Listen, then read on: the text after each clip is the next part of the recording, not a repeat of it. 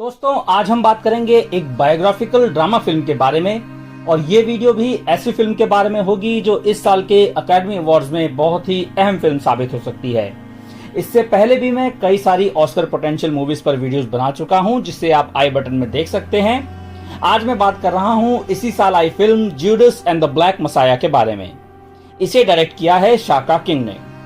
इसमें main leads निभाए हैं Daniel Kaluuya, Lakeith Stanfield, Jesse Plemons, Dominique Fishback, Ashton Sanders, Darrell Britt Gibson, Algee Smith और Martin Sheen ने।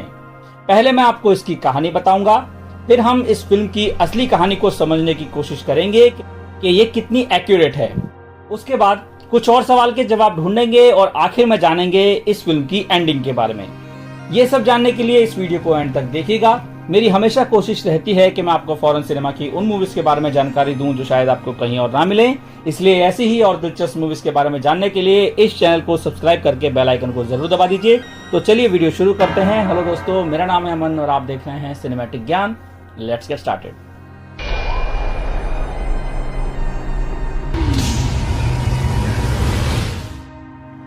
तो दोस्तों फिल्म शुरू होती है मार्च 3, 1989 के docu series eyes on the prize 2 के शूटिंग सीन से, जहां विलियम ओनील, जिसे सब बिल कहते हैं, उससे कुछ सवाल पूछे जा रहे हैं।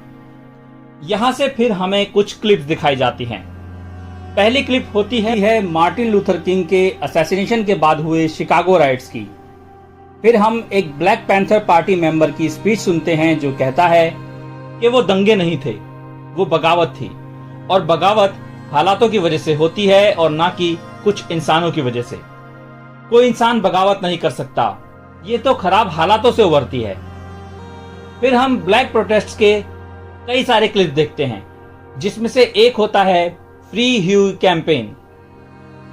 ये कैंपेन था ब्लैक पैंथर पार्टी के को-फाउंडर ह्यूई पी न्यूटन को जेल से छुड़ाने के लिए, जिसे अक्टूबर 28, 1967 को ऑफिसर जॉन फ्रे के मर्डर केस में अरेस्ट कर लिया गया था और बाद में उन्हें इस केस में नॉट गिल्टी पाया गया।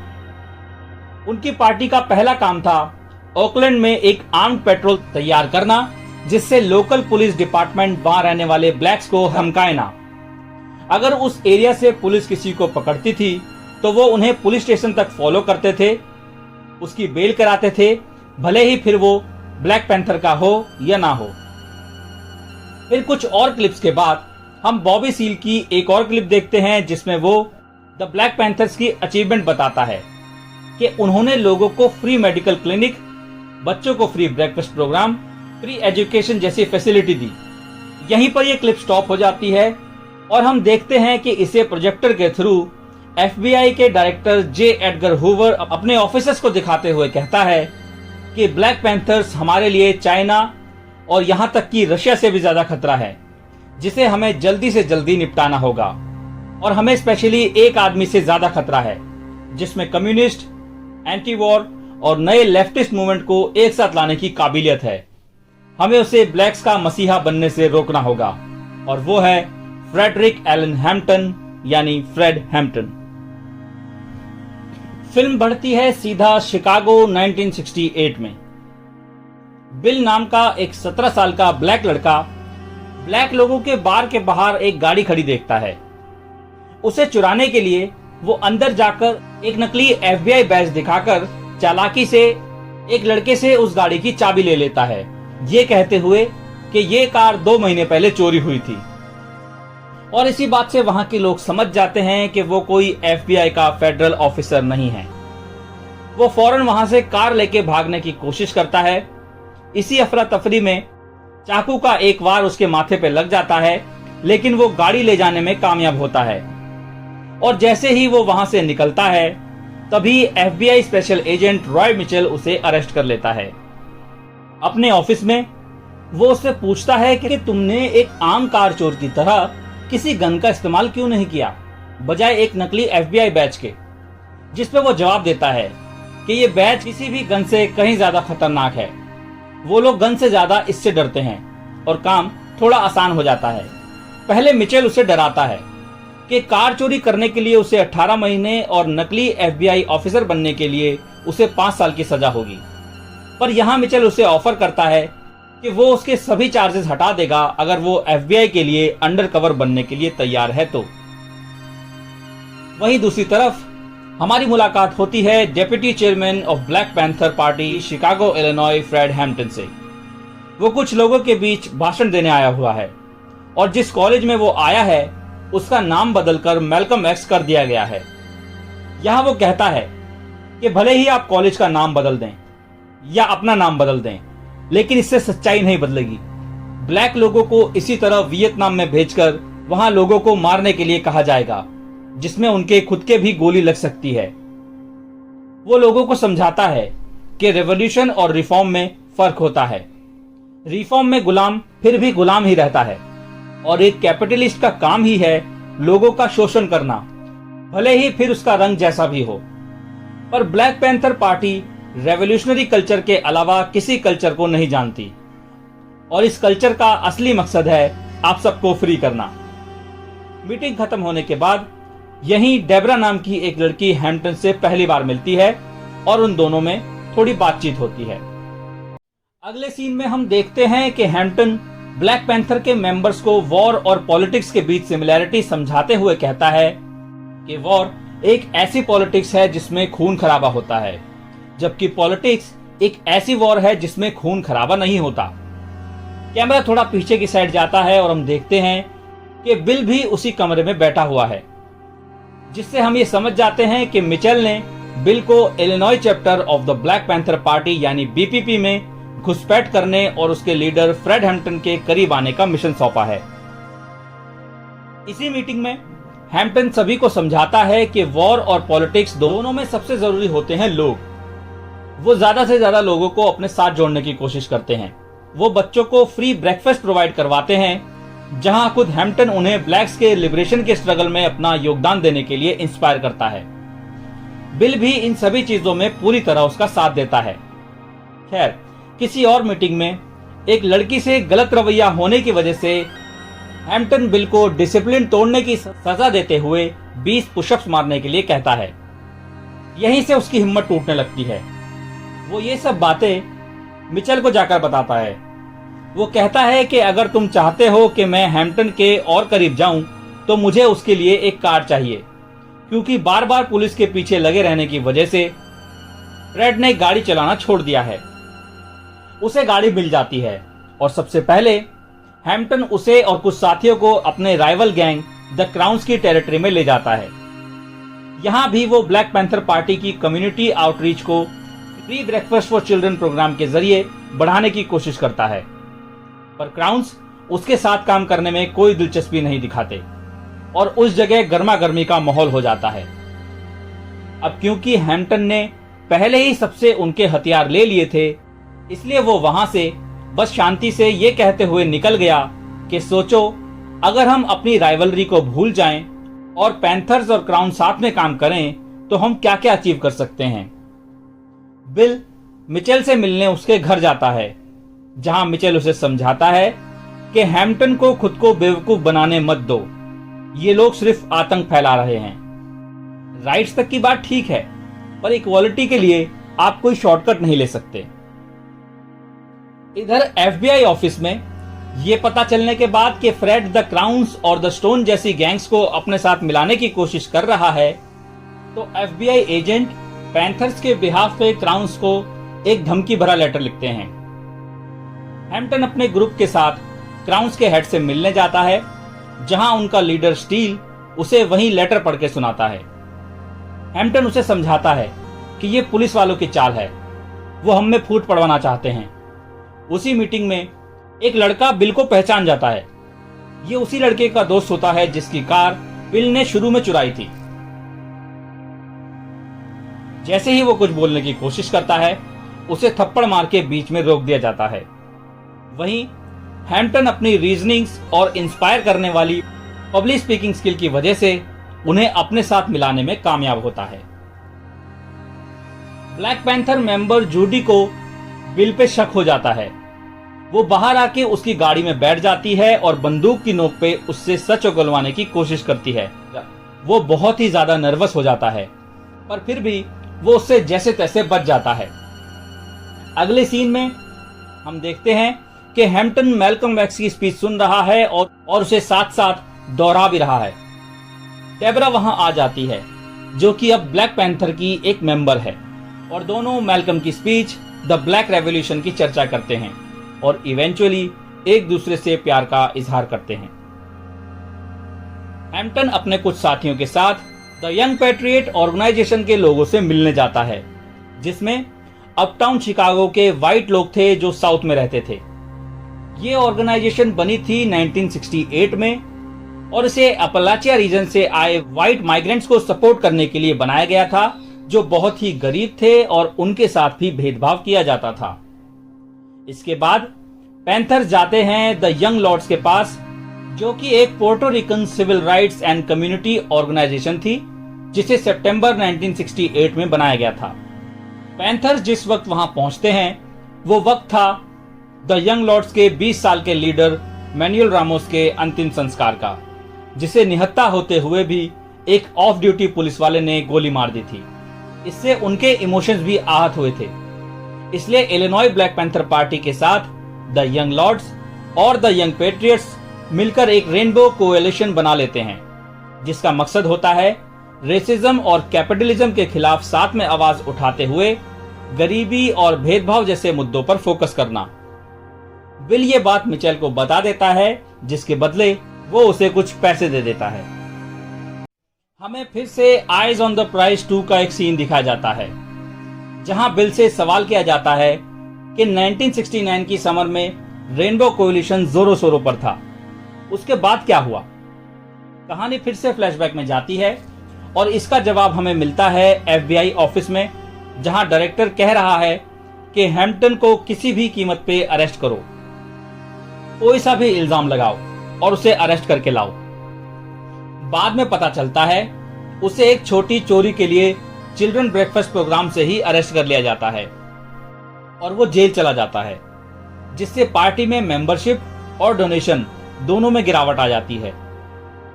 बिल को अलार्म इंस्टॉलेशन जैसी चीजों में अच्छा होने की वजह से इलिनॉय चैप्टर का सिक्योरिटी कैप्टन बना दिया जाता है।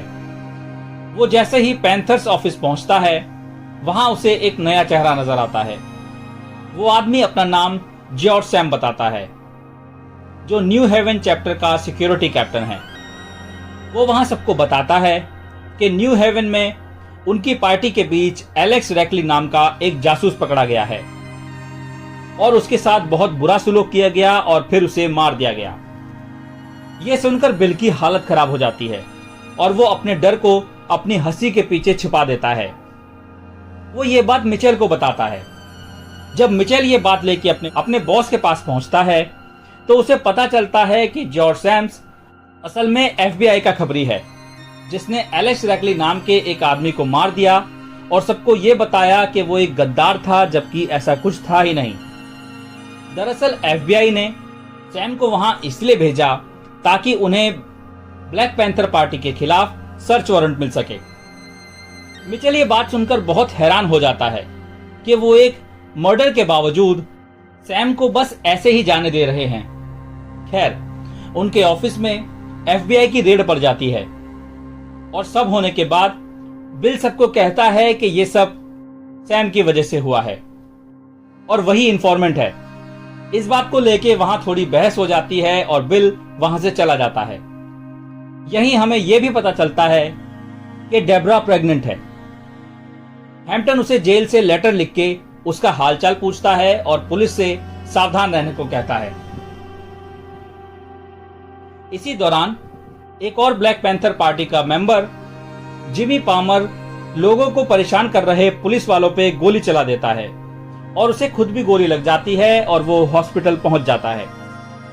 इसी चीज की वजह से BPP ऑफिस के बाहर पुलिस की तैनाती बढ़ा दी जाती है और कुछ ही देर बाद उनके बीच एक शूट आउट शुरू होता है। बिल वहां से निकलने के लिए जूडी से झूठ बोलता है कि वो छत से उसे कवर करेगा, पर रास्ते में किसी के मिलने की वजह से उसे मजबूरन छत पे जाना ही पड़ता है। मौका मिलते ही वो पीछे के रास्ते से वहां से निकल जाता है और जूडी और उसका साथी वाइट गोलियां खत्म होने की वजह से पुलिस के आगे सरेंडर कर देते हैं और पुलिस BPP ऑफिस में आग लगा देती है। ये सब देखकर बिल खबरी होने की जॉब छोड़ने की बात करता है, पर मिचेल उसे सजा का डर देकर उसे ऐसा नहीं करने देता। ऑफिस की जलने की खबर हैम्पटन को जेल में ही मिल जाती है। वहीं एफबीआई डायरेक्टर एजेंट मिचेल को डराता है कि तुम जब भी हैम्पटन को देखो तो अपनी बेटी समंथा के बारे में सोचना, क्योंकि यही सब चीजें तो हैं जो हमारे देश में दांव पर हैं अगर हम ये जंग नहीं जीते तो। अपनी सजा काट के हैम्पटन जेल से छूट जाता है और डेबरा से मिलता है। वहां से वो सीधा पार्टी ऑफिस जाते हैं जो पूरी तरह से बदल चुका है, जिसका क्रेडिट सब बिल को देते हैं। उसकी आने की खुशी में सेलिब्रेशन चल ही रहा होता है, तभी खबर आती है कि उसी जिमी पामर की डेथ हो चुकी है जो हॉस्पिटलाइज था। पुलिस ने उसे दूसरे हॉस्पिटल में ट्रांसफर करने के बहाने मार दिया। हैम्पटन के वापस आने की खुशी में सभी ग्रुप्स मिलकर एक गैदरिंग रखते हैं, जहां हैम्पटन पामर की मौत को एक शहादत का दर्जा देता है और यहीं वो कहता है कि मैं भी लोगों के लिए ही मरूंगा, क्योंकि मैं उन्हीं के लिए जीता हूं। इसी गैदरिंग में मिचेल बिल पर नजर रखने आया होता है। वहीं डेबरा हैम्पटन की बातें सुन के सोचती है कि क्या उसने सही किया। उधर पामर की मौत की खबर सुनकर उसका साथी और अच्छा दोस्त जेक विंटर्स बहुत ही गुस्से में होता है और फिर वो पुलिस के साथ एक शूटआउट में फंस जाता है, जिसमें वो खुद की मौत से पहले कुछ ऑफिसर्स को मारने में कामयाब होता है। उसकी मौत के बाद हैम्पटन उसकी मां से मिलने जाता है, उन्हें दिलासा देता है कि जेक की लेगेसी कोल्ड ब्लडेड किलर जैसी नहीं होगी। ये सब होने के बाद बिल बौखला सा जाता है। वो कहीं से बॉम्ब्स का इंतजाम कर लेता है और कहता है कि सब कुछ एक साथ खत्म कर देते हैं, वरना हम ये जंग कभी नहीं जीत पाएंगे। इतने सारे लोगों की जान जा चुकी है, हमने उनके लिए किया ही क्या है। हैम्पटन इसके लिए मना करता है, क्योंकि ऐसा किया तो पुलिस उन्हें ही उड़ा देगी। बिल उसे फ्रस्ट्रेट कर देता है ये कह के कि मैं लोगों के लिए मरने के लिए तैयार हूं चेयरमैन, क्या तुम तैयार हो? इसी पल से दोनों अलग हो जाते हैं। FBI special agent Carlisle director Hoover को कॉल करके बताता है कि सुप्रीम कोर्ट में हैम्पटन की अपील रिजेक्ट हो गई है और वो फिर से जेल जा रहा है। हूवर कहता है कि जेल में ह्यूज जैसे लोग फेमस हो गए, जेल एक टेम्परेरी सॉल्यूशन है। इसके बाद मिचेल बिल को मिलने बुलाता है, जहां वो उसे हैम्पटन के अपार्टमेंट का ब्लूप्रिंट बना के हेल्प करने को मजबूर करता है, ये चेतावनी देते हुए कि अगर पार्टी को यह पता चल गया कि तुम एक इन्फॉर्मेंट हो तो वो तुम्हें जिंदा नहीं छोड़ेंगे। और फिर बिल ना चाहते हुए भी मान जाता है। मिचेल कुछ देर बाद एक बार में किसी आदमी के हाथ बिल के लिए ड्रग्स की शीशी बेचता है, जिसे ड्रिंक में मिला के वो हैम्पटन को बेहोश करने के लिए कहता है। अगली शाम को सभी पार्टी मेंबर्स हैम्पटन के जेल वापस जाने से पहले उसके अपार्टमेंट में इकट्ठा होते हैं। एक अलाइड गैंग लीडर हैम्पटन को देश छोड़ने के लिए पैसे ऑफर करता है और बजाय इसके हैम्पटन इन पैसों से जेक के नाम से एक क्लिनिक बनवाने को कहता है, ताकि इनसे उसकी नहीं कई सारे लोगों की जान बच सके। शाम गुजरती है। बिल नर्वसनेस से भरा हुआ है और सोच रहा है कि वो अपने काम को अंजाम कैसे दे। वो हिचकिचाते हुए हैम्पटन के पास जाकर पूछता है कि मैं अपना ड्रिंक लेने जा रहा हूं, क्या आपको भी रिफिल करवाना है चेयरमैन? वो मान जाता है और बिल उसके ड्रिंक में ड्रग्स मिला देता है और कुछ ही देर में बिल वहां से निकल जाता है। घंटों बाद जब सब सो रहे होते हैं, दरवाजे पे दस्तक होती है। जैसे ही एक मेंबर दरवाजा खोलने वाला होता है, पुलिस गोलियां बरसाना शुरू कर देती है। सब उठ जाते हैं, पर ड्रग की वजह से हैम्पटन नहीं उठ पाता और सबको हिरासत में लेके पुलिस हैम्पटन को नींद में ही गोलियां मार देती है। बाद में बिल मिचेल से मिलता है, जो उसे उसके काम के लिए पैसे और एक गैस स्टेशन की चाबी देता है, जिसका मालिक अब वो है। अब वो मेहनत का पैसा कमाएगा, लीगल पैसा कमाएगा। अब वो आजाद है। बिल दोबारा ये सब चीजें छोड़ने की कोशिश तो करता है, पर ना चाहते हुए पैसा और चाबी दोनों उठा के अपनी जेब में रख लेता है। फिल्म एंड में फिर से आइज ऑन द प्राइज 2 के सीन पर आ जाती है और इस बार ये वीडियो असली बिल की होती है। जब उससे पूछा जाता है कि वो अपने बेटे को क्या बताएगा कि उसने 1969 में क्या किया था, तो वो कहता है, मैं उसे आपकी डॉक्यूमेंट्री दिखाऊंगा और मैं क्या कह सकता हूँ। हाँ, लेकिन इतना तो है, मैं कम से कम उन घर बैठे क्रांतिकारियों की तरह तो नहीं था जो बैठे बैठे दूसरे के कामों को जज करते हैं। भले ही सही था या गलत था, पर एटलीस्ट मेरा एक पॉइंट ऑफ व्यू तो था। हमें फिल्म के एपिलॉग में बता दिया जाता है कि इस डॉक्यूमेंट्री को 15 जनवरी 1990 यानी मार्टिन लूथर किंग डे पर रिलीज किया गया और उसी शाम को बिल ने सुसाइड कर ली। उसने अर्ली 70s तक पैंथर्स के बीच रहकर काम करना जारी रखा। उसने सुसाइड करने से कुछ समय पहले पैंथर्स को खत्म करने के प्लान में FBI के साथ अपनी इन्वॉल्वमेंट को स्वीकार किया था। मर्डर के वक्त हैम्पटन की उम्र महज 21 साल थी। उसके साथ उसका साथी मार्क क्लार्क भी मारा गया। FBI के खिलाफ 1970 में रेड सर्वाइवर्स हैम्पटन और क्लार्क की मां ने मौत के षड्यंत्र का $47.7 मिलियन का लॉसूट फाइल किया और 12 साल के बाद इस केस को $1.85 मिलियन पर सेटल किया गया। हैम्पटन की विधवा डेब्रा ने हैम्पटन के कत्ल के 25 दिन बाद अपने बेटे फ्रेड हैम्पटन जूनियर को जन्म दिया। वो बाद में चलकर प्रिजनर्स ऑफ कंसाइंस कमेटी और द ब्लैक पैंथर पार्टी कब्स का चेयरमैन बना और ये टाइटल्स आज भी उसके पास हैं। फ्रेड हैम्पटन के अंतिम संस्कार, उसकी मौत के बाद शिकागो में होने वाले प्रोटेस्ट और आखिर में उसकी एक छोटी सी स्पीच के बाद यह फिल्म खत्म हो जाती है। Judas and the Black Messiah हमारा ध्यान उस सिविल राइट्स हिस्ट्री की तरफ ले जाती है जिसे हाल ही में एरन सॉर्किन की the trial of the Chicago 7 ने छुआ था, पर इस बार यहां the Black Panthers, Fred Hampton और बिल ओनील को कहानी के सेंटर में रखा गया है।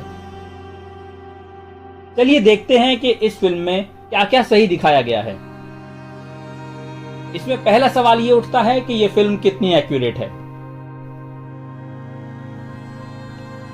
हालांकि हिस्ट्री में फ्रेड हैम्पटन का नाम मार्टिन लूथर किंग या मैल्कम एक्स जितना नहीं लिया जाता और 1960s के यूएस सिविल राइट्स मूवमेंट को समझने के लिए हैम्पटन की कहानी जानना बहुत जरूरी है। किंग और उनके साथी राइटर कैनी और कीथ लुकेस ने यह बात समझ ली थी और उन्होंने इस फिल्म में जितना हो सके उतना सच्ची घटनाओं से ईमानदार रहने की कोशिश की है। वो इस कहानी की इंफॉर्मेशन के लिए फ्रेड हैम्पटन की फैमिली के साथ साथ कई और लोगों के पास गए थे।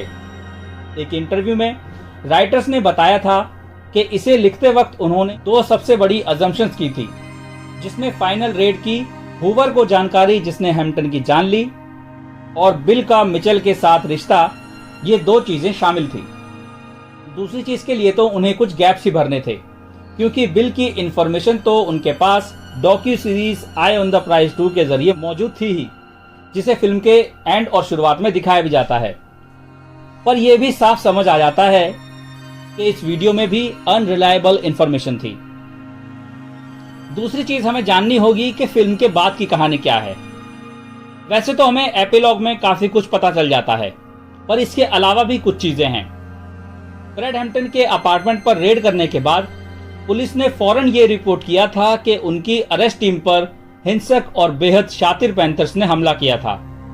यहां तक कि वो वहां मौजूद सभी पैंथर्स को ना मारने के लिए अपने ऑफिसर्स के संयम की सराहना भी करते हैं। हालांकि वहां चलाई गई गोलियों की गिनती की जाए तो ये कुछ और ही कहानी बयान करती हैं। इस रेड में पुलिस ने 99 गोलियां चलाई और पैंथर्स ने सिर्फ 1। और फिर भी बजाय पुलिस के वो बचने वाले पैंथर्स ही थे जिन्हें क्रिमिनल चार्जेस का सामना करना पड़ा। फ्रेड हैम्पटन के रेजिडेंस पर रेड के दौरान हुई उसकी मौत को the trial of the Chicago 7 में भी यूज किया गया और वहां इसे हैम्पटन की ब्लैक पैंथर के को फाउंडर और नेशनल चेयरमैन बॉबी सील की इन्वॉल्वमेंट के साथ जोड़ा गया। हैम्पटन के कत्ल के मद्देनजर ये ट्रायल जारी रहा। रैमजी क्लार्क, जो एंटी वॉर प्रोटेस्ट के दौरान यूएस अटॉर्नी जनरल थे और जिन्हें the trial of the Chicago 7 में भी दिखाया गया था, उन्होंने अपने साथी एक्टिविस्ट रॉयल विल्किंस के साथ मिलकर यह आरोप लगाया कि शिकागो पुलिस ने इलीगल सर्च और जब्ती को अंजाम देने के दौरान हैम्पटन एंड कंपनी को गैर कानूनी रूप से मार डाला, और ये भी कहा कि डिपार्टमेंट ने बाकी बचे पैंथर्स को सजा भी दिलवाई थी। वेदर अंडरग्राउंड, जो कि व्हाइट अमेरिकन्स का एक मिलिटेंट ग्रुप था, उनके मेंबर्स ने रेड के बाद पुलिस को मुंहतोड़ जवाब देने के लिए एक बॉम्बिंग कैंपेन चलाया, जिसमें उन्होंने सरकारी बिल्डिंग और कुछ बैंक्स को निशाना बनाया। कुछ अटैक्स में जगह को खाली रखने की चेतावनी भी दी गई थी। इसी के साथ साथ उसमें यह भी बताया जाता है कि इन अटैक्स का मकसद सिर्फ और सिर्फ प्रोटेस्ट है। तीसरा सवाल यहां उठता है, क्या वाकई बिल ने हैम्पटन को ड्रग दिया था? अगर रिपोर्ट्स की माने तो फिल्म में दिखाई गई ये बात बिल्कुल सच है। डैन बर्जर की book outlaws of America, the Weather Underground and the politics of solidarity में ये कहा गया है कि बिल ने प्लान्ड रेड वाली रात को हैम्पटन के कूल 8 फ्लेवर ड्रिंक में सेकोबार्बिटल की सब्सटैंशियल डोज मिला दी थी। ये एक ऐसी दवाई है जिसे इंसोम्निया यानी नींद न आने की बीमारी को ट्रीट करने के लिए शॉर्ट टर्म बेसिस पर यूज किया जाता है। यही रीजन था कि हैम्पटन अपने मर्डर के दौरान बेहोशी की हालत में था। वो अपनी मां से फोन पे बात करते हुए आधे सेंटेंस के बीच ही सो गया था। ये चीज भी इसी बात की पुष्टि करती है कि वाकई उसके ड्रिंक में कुछ मिलाया गया था। डेबरा जॉनसन को जबरन हैम्पटन की साइड से हटाया गया क्योंकि वो वहां होने वाली इतनी हलचल के बावजूद भी कुछ रिस्पॉन्स नहीं दे रहा था। जेफरी हास की book assassination of Fred Hampton, how the FBI and the Chicago police murdered a Black Panther में यह बताया गया है कि Cook County chemist Eleanor Berman ने 2 अलग अलग टेस्ट किए थे, जिसमें हैम्पटन के ब्लड में बार्बिट्यूरेट्स होने के सबूत मिले थे, जो कि स्लीपिंग ड्रग की तरफ इशारा करते हैं। हालांकि उसे किसी तरह का भी ड्रग लेने के लिए नहीं जाना जाता था। एफबीआई के टेस्ट में ऐसे कुछ सबूत नहीं पाए गए थे, पर फिर इसमें कहीं ना कहीं इन्वॉल्वमेंट तो उन्हीं की थी, इसलिए इस रिपोर्ट पे भी ज्यादा भरोसा नहीं किया जा सकता। चौथा सवाल उठता है कि हैम्पटन की मौत के बाद भी एफबीआई ने बिल को फ्री क्यों नहीं किया? पूरी फिल्म के दौरान बिल कई बार खुद को एफबीआई की स्कीम से बाहर डिक्लेयर कर देता है। हर मोड़ पर मिचेल उसे याद दिलाता है कि उसके जुर्म की सजा, जो उसके इस अग्रीमेंट की वजह से टाली जा रही थी कि वो ब्यूरो के साथ मिलकर काम करेगा, वो हैम्पटन की मौत के बाद बस यूं ही खत्म नहीं हो जाएगी। बिल की स्टेटमेंट के संबंध में फिल्म की उनकी आखिरी लाइन से संकेत मिलता है कि अब वो पैंथर नहीं है। You sure about that? Bill ने 1973 तक पैंथर्स के बीच रहकर ही ब्यूरो के लिए काम किया। फिर उसे नाम बदलकर विटनेस प्रोटेक्शन प्रोग्राम के अंतर्गत कैलिफोर्निया भेज दिया गया। यहां एक और सवाल हमारे मन में उठ सकता है, बिल को हैम्पटन के साथ विश्वासघात करने के बाद असल में क्या महसूस हुआ था? बिल की कही गई डायरेक्ट बातों के अनरिलायबल होने की वजह से यह पहचान पाना बहुत ही ट्रिकी है, क्योंकि वो फंसा हुआ था डराने वाले पैंथर्स और भी ज्यादा डराने वाले एफबीआई के बीच। हो सकता है उसका बयान इन 2 ऑर्गेनाइजेशंस में से किसी एक के बदले के डर से अफेक्टेड रहा हो। The last hours of William O'Neill नाम के शिकागो रीडर आर्टिकल में बिल के अंकल बेन हर्ड अपने भतीजे के डर की डिटेल्स देते हैं और कहते हैं कि उसने कहा था उन्होंने किसी को बांधा हुआ था और वो उसके सर पर गर्म पानी डाल रहे थे। वो उससे कुछ करवाना चाहते थे। हो सकता है वो यहाँ इन्फॉर्मेंट जॉर्ज सैम्स की बात कर रहा हो। हर्ड आगे ये भी बताता है कि हैम्पटन के मर्डर के बाद उसने अपनी बाकी जिंदगी गिल्ट के बोझ के तले ही गुजारी थी। वो कहता है, मुझे लगता है कि जो उसने किया वो उसके लिए शर्मिंदा है। उसे लगा था कि एफबीआई सिर्फ उसके घर को रेड करने वाली थी।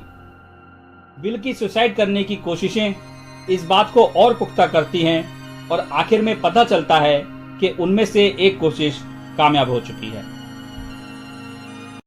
चलिए दोस्तों, अब बढ़ते हैं इसकी एंडिंग की तरफ और जानते हैं कि फ्रेड हैम्पटन और ब्लैक पैंथर की लेगेसी कैसे जारी रही। जेफरी हास ने अपनी किताब में यह भी लिखा है कि शिकागो की हालत पैंथर्स की स्ट्रॉन्ग लीडरशिप के बगैर और भी ज्यादा बदतर हो गई थी, क्योंकि इस वक्त काफी यंग लोग ड्रग्स और गैंग वायलेंस में फंस चुके थे। फिल्म अपने एपिलॉग में हैम्पटन और क्लार्क की मौत के बाद फैमिलीज द्वारा किए गए लॉ सूट को डिस्क्राइब करती भी है और ये भी बताती है कि कैसे हैम्पटन की विधवा और उसका बेटा, जिसने 10 साल की उम्र में अपने फादर का नाम ले लिया, उसने इस ऑर्गेनाइजेशन को जिंदा रखा और रेशियल जस्टिस के खिलाफ भी उसकी लड़ाई को जारी रखा। अब यहाँ इस एंडिंग की सबसे ज्यादा खूबसूरत बात यह है कि भले ही इस फिल्म की कहानी हो 1968-69 की, मगर इस एंडिंग में हम आज के मॉडर्न वर्ल्ड की सच्चाई भी ढूंढ सकते हैं। डायरेक्टर शाका किंग ने एक वर्चुअल प्रेस के दौरान कहा था, हमारा मकसद था ऐसी मूवी बनाना जिसमें रियल 1968 कैप्चर किया गया हो, पर असल में 1968 और 2021 में इतना कम बदलाव हुआ है कि हमें दोनों को अलग करने की जरूरत ही नहीं पड़ी। इस फिल्म की कास्ट ने एक इंटरव्यू में आज के सोशियो पॉलिटिकल मैनुअल में अपनी इस फिल्म की रिलेवेंस की चर्चा की थी। Black Panther party Illinois chapter के फाउंडर बॉबी रश का किरदार निभाने वाले डैरेल ब्रिट गिब्सन बताते हैं कि कैसे ये कहानी आज के दौर से रिलेट करती है। वो कहते हैं, 50 साल पहले चेयरमैन फ्रेड हैम्पटन को सोते हुए ही मार दिया गया, उन्हीं के अपार्टमेंट में, जब वो अपने काम से काम रखे हुए थे। और पिछले ही साल ब्रियोना टेलर को सोते हुए ही मार दिया गया, उन्हीं के अपार्टमेंट में, वो भी अपने काम से काम रखे हुए थी, और दोनों ही केसेस में कोई न्याय नहीं था। तो सिमिलैरिटीज बिल्कुल हमारे सामने मौजूद हैं। दरअसल वो हम सबको ये बताना चाहते हैं कि इन लोगों के लिए तब से लेके आज तक ज्यादा कुछ नहीं बदला है, हालात अभी भी कुछ हद तक वैसे ही हैं। और जैसा कि फ्रेड हैम्पटन ने कहा था, इन सब चीजों को खत्म करने के लिए सभी लोगों को आगे आने की जरूरत है।